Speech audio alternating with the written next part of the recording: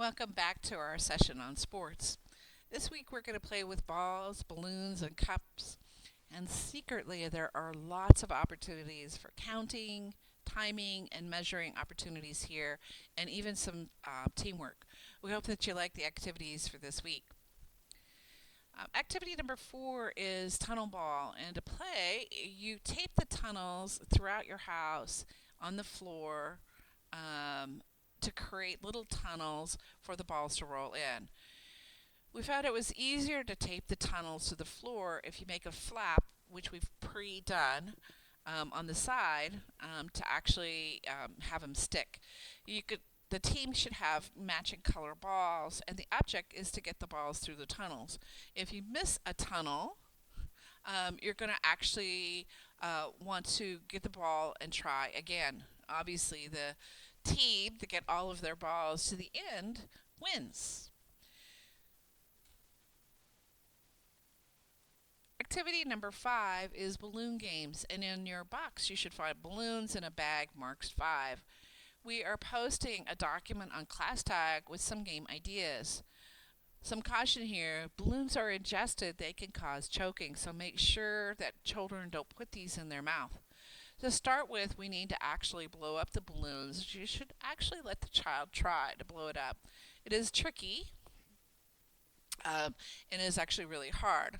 The first game that we tried was this one. You could tape a string to a balloon and hang it from the ceiling or a door jamb. This by far was my favorite game I played with my learner. I called it Karate Ball. My learner and I kicked the ball, punched it, karate chopped it, and then we laid it on the floor and pushed it with our feet. Super versatile. It was really, really fun.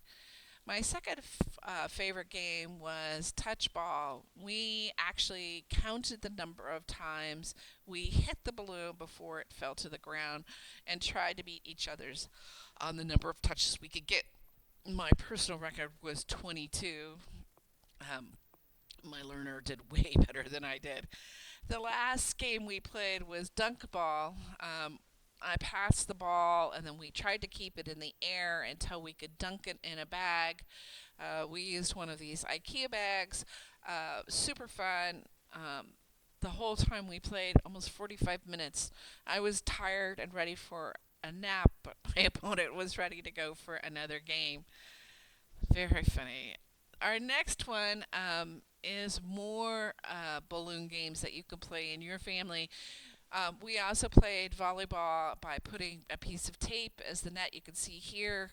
Um, the ball needed to go over the net to the other team side to be able to come back. Um, Next, we played tennis using actually a paper plate, but you can use your swatter from the other previous session.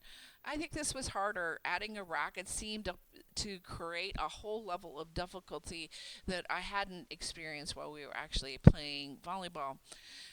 Last, outside, we played soccer with a balloon. All in all, I was super tired, and my opponents, again, not so much.